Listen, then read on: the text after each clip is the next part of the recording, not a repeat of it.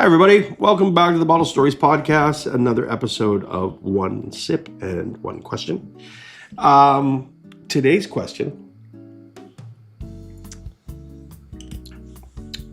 Why are some wines, not vegan?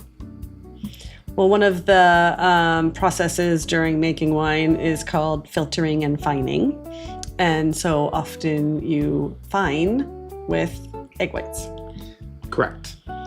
So in the cooking world, making a consommé, it would be a raft, right? Exactly. It's exactly the same process. The albumin inside of the egg whites is a binder, and it helps to filter really small particles, fine particles out, and it helps to clarify the wine. Now, they do have a vegetable gelatin version of this now.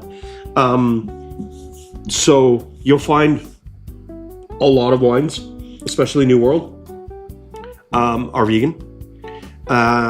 Spanish wines, a lot of Spanish wines, not in Rioja or Ribera del Duero.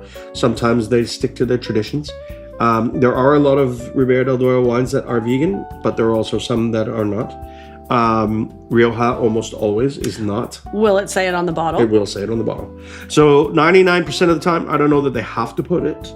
But if it is vegan, there usually is a vegan sticker on the bottle. So something V in a circle. Something to look for.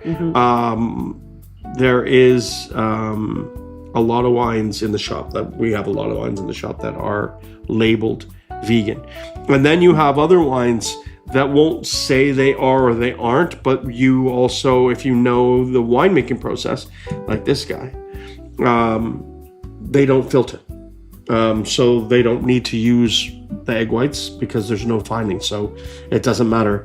All of the wines from Stéphane Beidot, so Ferme du Mont, Clos Baleine, and Gébutin from the Northern Rhone wines, he doesn't filter any of his wines. It's literally just from racking. So they don't do any of the fining. So you know that they're always going to be vegan, even if they don't have it on the label, because he just doesn't really care that much about that stuff. And that's one of the reasons why I love Stéphane, because he doesn't really care. There is, if you don't know and it means something to you, if it's important to you, make sure you ask the people at the shop or search it. I mean, generally or you can search the bottle, quickly on the Google. The technical sheets would say that. Yeah. If you can find tech sheets for a lot of wines, it's not that easy. But I think when it comes to vegan wines, more New World and newer style tends to be more in the vegan style. And then the classics that are heavily regulated by the denomination of origin, like Barolo, for example, sometimes they're not allowed to change. They can't. They don't get to make that decision. It's not up to the winemaker. Well, if they change it, they can't put the denomination on it. They can't call it a Barolo anymore. So, or Bordeaux is a big one.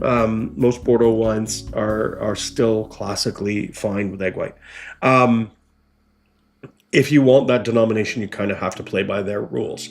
So if you are a vegan and that kind of thing means something to you, then you just need to ask. Check with the store. If you go to a good reputable store, they will have a section, or at least some parts of each country or whatever, that will be specifically vegan.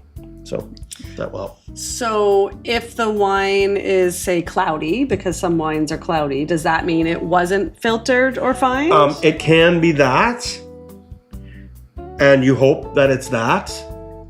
You're hoping it's that and not a fault? Exactly. Right. Yeah, because it also could be faulty. Right. The first thing is smell the wine when you open it, and you'll know right away whether it was just unfiltered, like the Chardonnay from Terra, the Terra Chardonnay from Ventisquero. It is cloudy. It's intentionally cloudy. It is an unfiltered wine. And it is spectacularly and my favorite beautiful. Blind tasting wine. Yeah, it is absolutely spectacular. At the same time, you have to be careful that you don't ingest something that could be harmful. So always smell the wine and make sure the wine is good before you actually go ahead and taste it. That's it. Okay. Yeah. One question. Pretty well. We ended up with 2 questions. So maybe I need 2 sips. Cheers. Cheers. Have another one. Cheers, guys.